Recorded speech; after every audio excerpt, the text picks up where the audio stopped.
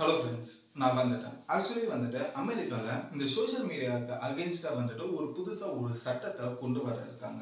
அதுவுமே அர்ஜென்ட்டாக வந்துட்டு செனட் சபை போன ஒரு 4 நாளைக்கு முன்னாடி வெள்ளிக்கிழமை வந்துட்டு ஒரு அர்ஜென்ட்டாக ஒரு 4 பேரை வந்துட்டு செனட் சபையில் வந்துட்டு உடனே ஆஜராகணும் அப்படின்ற ஒரு விஷயத்தையுமே வந்துட்டு ஃபோர்ஸ் பண்ணாங்க. அந்த 4 பேர் யார் அப்படின்னு பார்த்தீங்கன்னா, ஸ்னாப் சாட்டோட சீஃப், எக்ஸ் தளம். ஸோ இப்போ ட்விட்டரில் ஃபர்ஸ்ட் ட்விட்டராக இருந்தது, இப்போ எக்ஸ் தளமாக மாறிக்கல. ஸோ அவரோட சீஃப். ஸோ அதே போல் வந்துட்டு டிக்டாக் நம்ம ஊரில் தான் பேண்டு. ஸோ மற்ற இடங்கள் எல்லாமே அது ஆக்டிவேட்டில் தான் இருக்குது டிக்டாக். ஸோ அந்த டிக்டாக்கோட சீஃப். ஸோ அதுக்கப்புறமா ஃபைனலாக வந்துட்டு ஃபேஸ்புக்கு, அப்புறமா என்ன சொல்கிறது, அந்த மெசேஞ்சர், இன்ஸ்டாகிராம் எல்லாமே வந்துட்டு ஒரு பேரண்ட் கம்பெனியாக இருக்கிற மெட்டா கம்பெனி. அந்த மெட்டா கம்பெனியோட சீஃபான மார்க் ஜக்கர்பர்க்.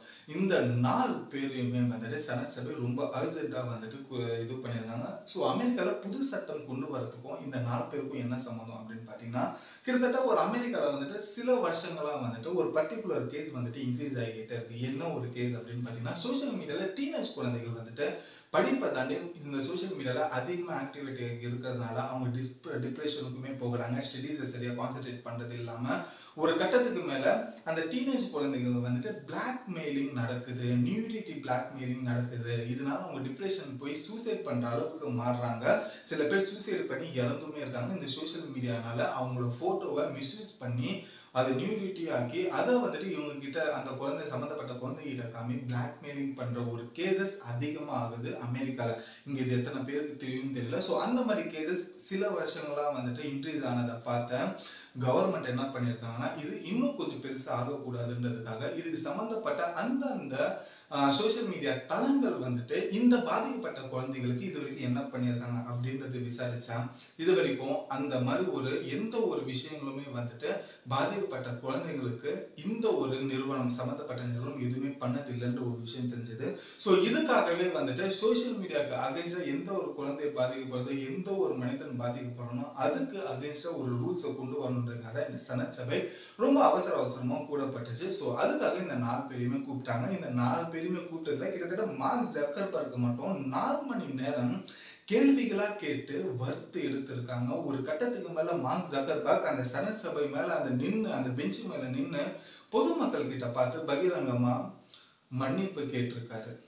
இந்த ஒரு விஷயம் அந்த செனட் சபையில நேஷனல் டெலிவிஷன் லைவ் ரிலேவா போய்கிட்டு இருக்கு.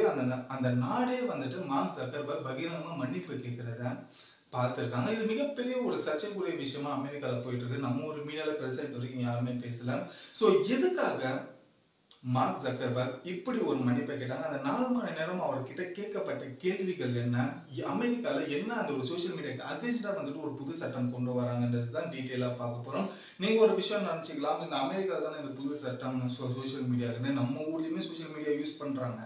நம்ம வீட்லையுமே ஏதோ ஒரு குழந்தை சோஷியல் மீடியாவில் அடிக்ட் ஆகிட்டு தான் இருக்கிறது நமக்கு தெரியாமல் கூட இருக்கலாம். உங்களோட ஃப்ரெண்ட்ஸ் சர்க்கிளையோ, ரிலேஷன் சர்க்கிளையோ, உங்கள் வீட்லேயோ வந்துட்டு இந்த மாதிரி ஒரு குழந்தைகள் இருக்கலாம். அந்த குழந்தைகள் இப்போதைக்கு ஒரு ஸ்டார்டிங் ஸ்டேஜில் இருக்கலாம். பட் அமெரிக்காவில் அவங்களாம் கை மீறி போயிட்டாங்க. இந்த சோஷியல் மீடியா டிப்ரெஷனுக்குள்ளே போயிட்டாங்க.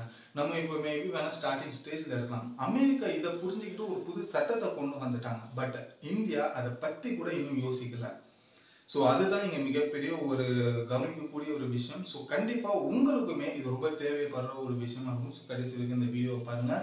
என்ன நடந்தது செனட் சபையிலன்றது டீட்டெயிலாக 10 நிமிஷத்தில் பார்க்கலாம். ஸோ வாங்க வீடியோக்குள்ளே போகலாம். நான் தான் உங்களோட AB and welcome to our channel. இன்னும் நம்ம சேனல் சப்ஸ்கிரைப் பண்ணலாம், உடனே சப்ஸ்கிரைப் பண்ணிக்கோங்க. அப்போ தான் இது போல் உலக நியூஸ்கள் எல்லாமே உங்களுக்கு இந்த சேனல் மூலியமா தெரிய வரும், நீங்கள் சப்ஸ்கிரைப் பண்ணுறது மூலியமா. ஸோ இன்னும் ஒரு விஷயம் என்னன்னா, நம்ம சப்ஸ்கிரைப் பண்ண எல்லாருமே தெரியும், இந்த வருஷத்துக்குள்ள கிட்டத்தட்ட 1000 சப்ஸ்கிரைபர்ஸ் சேர்றது தான் நம்மளோட இலக்காகவுமே இருக்கும். ஸோ அதுக்கு உங்களோட சப்போர்ட் கண்டிப்பாக தேவை. சும்மா இருக்காமல் சப்ஸ்கிரைப் பண்ணுற ஒரு விஷயம் பண்ணிக்கோங்க. ஸோ ஃபர்ஸ்ட் விஷயம் எங்கேருந்து ஆரம்பிக்குது அப்படின்னு பார்த்தோம்னா, செனட் சபை என்னன்றது தெரிஞ்சுக்கணும். அமெரிக்காவில் வந்துட்டு கிட்டத்தட்ட ஒரு கோர்ட் மாதிரி மக்களோட குறைகளை வந்துட்டு இங்கே வந்துட்டு அதுக்கான ஒரு சொல்யூஷன் கிடைக்கிற ஒரு இடமா வந்துட்டு பொதுமக்களை வச்சு அந்த ஒரு சொல்யூஷன் கொடுப்பாங்க. ஸோ கிட்டத்தட்ட ஒரு கோர்ட் மாதிரி தான் அது செனட் சபை அப்படின்றது அமெரிக்காவில். ஸோ இந்த செனட் சபை அப்படின்ற ஒரு விஷயம் வந்துட்டு ரீசெண்டாக நான் முன்ன சொன்ன மாதிரி பல மாசங்களாக வந்துட்டு ஒரு சில ரிப்போர்ட்ஸை வந்து கலெக்ட் பண்ணியிருக்காங்க. என்னென்னா, டீனேஜ் பசங்க, அமெரிக்காவில் இருக்கிற டீனேஜ் பசங்க வந்துட்டு குறிப்பாக பெண் குழந்தைகள் வந்துட்டு ஒரு 16 வயசுக்குள்ளே இருக்கிற பெண் குழந்தைகள் வந்துட்டு இந்த மாதிரி ஆன்லைனில் வந்து அந்த சோஷியல் மீடியாவில் வந்துட்டு நிறைய செக்ஷுவல் டார்ச்சர் அனுபவிக்கிறாங்க. ஸோ நியூடிட்டி பிளாக்மெயிலிங் வந்துட்டு பண்ணப்படுறாங்க அப்படின்ற ஒரு விஷயம் தான் ஒரு பக்கம் இருக்கட்டும். ரெண்டாவது ஒரு பக்கம் என்ன அப்படின்னு பார்த்தீங்கன்னா, வியூஸ், ஷேர்ஸ், லைக்ஸ்க்காக வந்துட்டு இந்த சின்ன குழந்தைகள் வந்துட்டு அவங்க என்ன பண்றாங்கன்றது தெரியாம அவங்களுக்கு அறியாமலேயே வந்துட்டு சில நியூடிட்டியை வந்துட்டு அவங்களோட போஸ்ட்ல வந்துட்டு பெறப்படுது. ஸோ அதனால வந்துட்டு அந்த ஒரு விஷயத்தை பயன்படுத்தி மற்ற சிலர் வந்துட்டு அதை மிஸ்யூஸ் பண்ணி அந்த ஒரு போட்டோவை வந்துட்டு சம்மந்தப்பட்ட அந்த குழந்தைங்க கிட்ட காமி பிளாக்மெயில்ன்றது நடக்குது. ஸோ இந்த பிளாக்மெயில் செய்யப்பட்ட குழந்தைகள் அதே போல வந்துட்டு இந்த ஒரு சோசியல் மீடியால அவங்களுக்கு வந்துட்டு செக்ஷுவல் டார்ச்சர் வந்துட்டு வந்த குழந்தைகள் வந்துட்டு இது பெருசா எந்த ஒரு டிரான்ஸ்கிட்டையுமே சொல்லாம இருந்திருக்காங்க. சில குழந்தைகள் அந்த குழந்தைகள் வந்துட்டு செல்ஃபா சூசைட் பண்ற அளவுக்குமே போயிருக்காங்க. சில பேர் சூசைடு பண்ணி இறந்துருக்காங்க. இது ரீசெண்டா வந்துட்டு அமெரிக்கால ஒரு மிகப்பெரிய ஒரு பிரச்சனையா போய்கிட்டு இருந்தது. இந்த ஒரு சில வருஷங்களா இந்த கேஸ் அதிகமாகிறத பார்த்த கவர்மெண்ட் என்ன பண்ணாங்கன்னா இது ஒரு ரிப்போர்ட்டா வந்துட்டு கலெக்ட் பண்ண ஆரம்பிச்சாங்க. இந்த ரிப்போர்ட் பண்ணி ஒரு கலெக்ட் பண்ணதுக்கு அப்புறமா ஃபைனலா வந்துட்டு இந்த மெட்டா பிளாட்ஃபார்ம்ல இருக்கிற ஃபேஸ்புக் அண்ட் இன்ஸ்டாகிராம் இந்த ரெண்டுத்துலையுமே வந்துட்டு ஆக்டிவ் யூசர்ஸ் அதிகமாக இருக்காங்க. ரெண்டாவது ஒரு இடத்துல இருக்கிறது வந்து டிக்டாக். ஸோ இந்த ஒரு இடங்கள்ல வந்துட்டு இந்த ஆக்டிவ் யூசர்ஸ் அதிகமாக இருக்கனால இவங்களுக்கு இந்த ஒரு ஆப் மூலியமா தான் அதிக பேர் வந்துட்டு பாதிக்கப்படுறாங்கன்ற ஒரு விஷயம் சொல்லப்படுது. ஸோ இந்த டிக்டாக்னால சில குழந்தைகள் படிக்கிறத விட்டுட்டு முழு நேரமா டிக்டாக்ஸை வந்துட்டு யூஸ் பண்றதும் அவங்க வந்துட்டு ரீல்ஸ் எடுத்து போடுறதுமா வந்துட்டு போயிருக்கு. இதனால பல குழந்தைங்களோட எஜுகேஷன்ஸும் பாதிக்கப்பட்டிருக்குன்றதையுமே சொல்லியிருக்காங்க. ஸோ இதுக்காக வந்துட்டு என்ன பண்ணீங்கன்னா சரி இப்படி பாதிக்கப்பட்டாங்க குழந்தைகள் சூசைடு அளவுக்கு போயிருக்காங்க, சூசைடு பண்ணி இறந்துருக்காங்க. இதுக்காக அந்தந்த பிளாட்ஃபார்ம்ஸ் இருக்கு, சோஷியல் மீடியா பிளாட்ஃபார்ம்ஸ் என்ன பண்ணியிருக்காங்க அந்த குழந்தைங்க இது வரைக்கும் அந்த மாதிரி ஒரு ரூல்ஸ் அண்ட் ரெகுலேஷன்ஸ் சோஷியல் மீடியான்ற அந்த கம்பெனிகள் வச்சுக்கிட்டதே இல்லைன்ற ஒரு விஷயம் தெரிய வருது. ஸோ இதனால செனட் சபையில உடனே இவங்களை கூப்பிட்டு முதல்ல வந்துட்டு செனட் சபையில வந்துட்டு அந்த 4 பேருமே உட்கார வச்சாச்சு. பொதுமக்கள் எல்லாருமே பின்னாடி உட்கார்ந்துட்டு இருக்காங்க. ஸோ ஃபர்ஸ்ட் வந்துட்டு கேள்வியை யாரு கேட்கப்படுது அப்படின்னு பார்த்தீங்கன்னா வந்துட்டு டிக்டாக் யூஸ் பண்ற சீஃப் இருக்கார் இல்லையா, ஸோ அவர் பேர் வந்து சவ் சி சவ் அப்படின்றவர், நம்ம சவ் அப்படின்றதே சொல்லலாம். ஸோ இந்த சவ் வந்துட்டு என்ன பண்ணீங்கன்னா செனட் சபையில் இருக்கிற ஒரு ஒன் ஆஃப் த மெம்பர் வந்துட்டு சவ் கிட்ட கேட்டிருக்காங்க, இந்த மாதிரி நீங்க டிக்டாக் வந்துட்டு உங்க குழந்தைகள் வந்துட்டு யூஸ் பண்ண ஆரம்பிக்கிறாங்களா, அவங்களுக்கு இந்த மாதிரி டிக்டாக் வந்துட்டு யூஸ் பண்ண அக்கௌண்ட்ஸ் இருக்கா அப்படின்றது கேட்டிருக்காங்க. அதுக்கு சவ் வந்துட்டு கொஞ்சம் கூட யோசிக்காம அவங்க இது வரைக்குமே டிக்டாக்ன்ற ஒரு எந்த அக்கௌண்ட்டுமே இல்லை, நாங்களுமே அதை யூஸ் பண்ண வைக்கிறது இல்லை, எங்களுக்கு தெரியாமலே அவங்க யூஸ் பண்ணவும் முடியாது, ஸோ அந்த அளவுக்கு நாங்கள் அளவுமே டிக்டாக்ஸை நாங்கள் பண்ணுறது இல்லை அப்படின்றது சவ் வந்துட்டு அவங்க குழந்தைகளுக்கே இது சஜஷன் பண்ணலை அப்படின்ற ஒரு விஷயம் ரொம்ப ஷாக்கிங்காக முதல் கட்ட விசாரணை தெரிஞ்சது. அதுக்கப்புறமா அங்கே இருக்க செனட் சபை வேற ஒருத்தர் கேட்குறாரு, அப்போ உங்க குழந்தைகளுக்கே நீங்க சஜஷன் பண்ணலன்னா அப்போ எதுக்காக இந்த ஆப்பை உருவாக்கி மக்களை யூஸ் பண்ண வச்சு அவங்க மூலியமா வர பணத்துல மட்டும் நீங்க வந்துட்டு நல்லா வாழ்றீங்க, இதனால உங்களுக்கு என்ன பிரயோஜனம், உங்க கம்பெனிக்கு என்ன பிரயோஜனம்? ஸோ உங்களோட குழந்தைகள் சேஃபா இருக்கணும், ஊர்ல இருக்கிற மற்ற குழந்தைகள் மற்ற ஆட்களை வந்துட்டு எப்படி போனாலும் பரவாயில்லையா, அந்த நோக்கத்துல தான் டிக்டாக் வந்துட்டு செயல்படுதா அமெரிக்கால அப்படின்ற மாதிரி கேட்டிருக்காங்க. ஸோ இதுக்கு வந்துட்டு சவ் வந்துட்டு எந்த ஒரு பதிலுமே சொல்லவே இல்லை.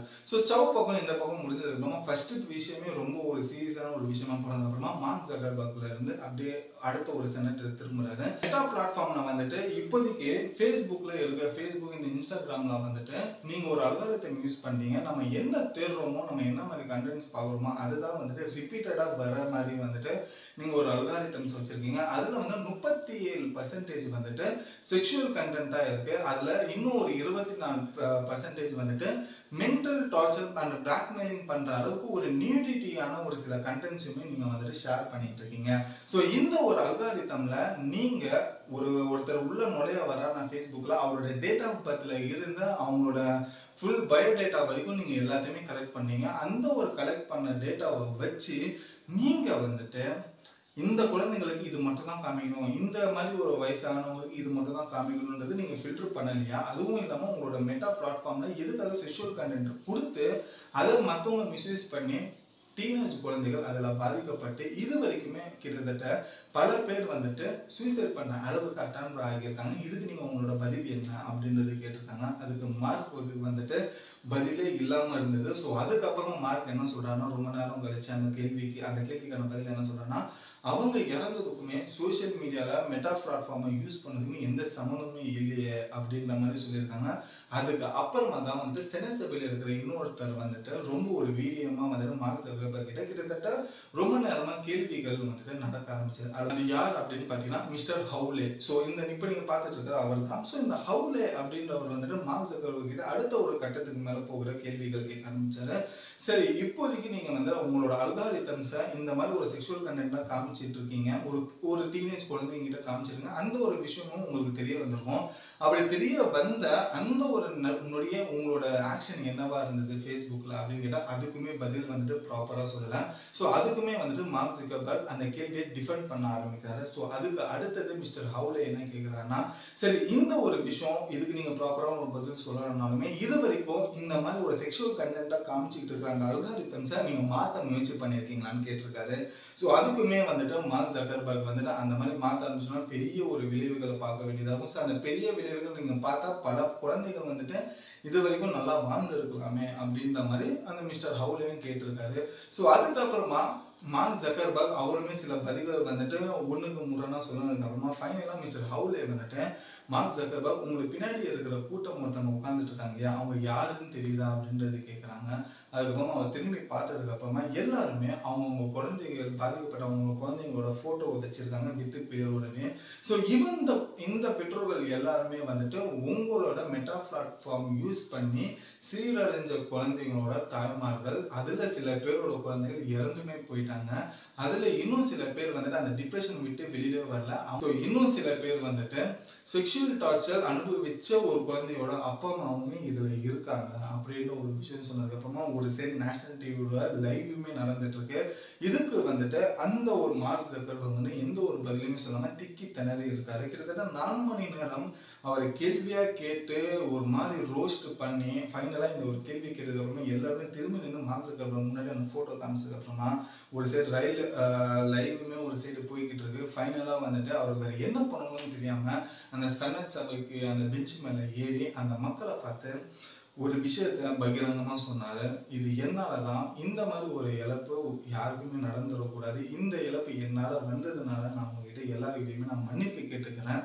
ஸோ இந்த ஒரு இழப்பு நான் மன்னிப்பு கேட்டதுனால உங்களுக்கு எந்த ஒரு சாட்டிஸ்ஃபேக்ஷனும் கொடுக்காதுன்றதுமே எனக்கு தெரியும். பட் இருந்தாலுமே என்னை மன்னிச்சிடுங்க. இதுக்கான ஒரு அடுத்த ஒரு முயற்சி என்னன்றது நான் பார்க்குறேன் அப்படின்னு சொல்லி பகிரங்கமா எல்லாருக்கிட்டையுமே மன்னிப்பு அப்படின்ற ஒரு விஷயம் கேட்டிருந்தாங்க. சரி, அது கேட்டதுக்கு அப்புறமா அடுத்தது வந்துட்டு அந்த மிஸ்டர் ஹாலியே இன்னும் ஒரு கேள்வியை கேட்குறாரு.